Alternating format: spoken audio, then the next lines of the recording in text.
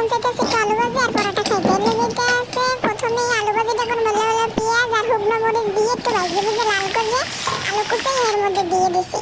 দিয়ে একটু লাগিয়ে সেরে এর মধ্যে আনাইতেছে একটু হলুদ দিমু আর একটু লবণ দিমু। শেষ। এই যে দেওয়ার পরে এইটাতে পানি দিয়ে রেখে শুয়ে দিমু।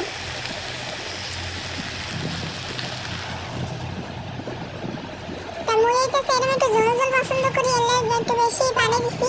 আপনারা যে যেরকম খাইতে ভালো লাগে আপনারা সেরকম খাবেন, কিন্তু মধ্যে একটু ভিজে ভিজে ভালো লাগে। আর ডাইটটা খেয়ে ভালোভাবে সিদ্ধ করে নেবো। আর এই পাশে এইটা আছে রুটিগুলো বানাই লইতে আসি ভালোভাবে বেললে তাহলে গোল করে যা যেরকম গোলায় হইলেই এসে খাইলে তো সব পেটেই যাইবে। পরে একটা কড়াইতে দিয়ে উল্টাইয়ে পাল্টাইয়ে তেল দিয়ে ভাজে নেবো।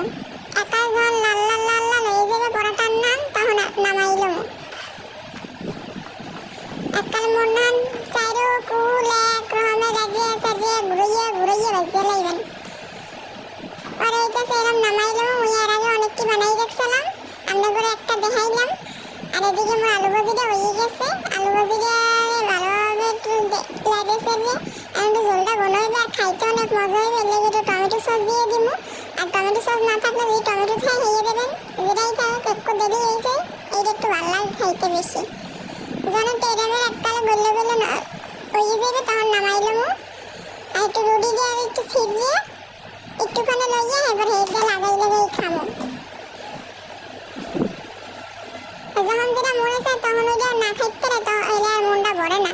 এখন ওইটাছে রাইট বাজেই যাচ্ছে, আমরা করে দেখাইতে আসি 4:46 বাজে। তাই এই রাইতে তো সেই পাগলামি করতে আসি মুই একলা একলা।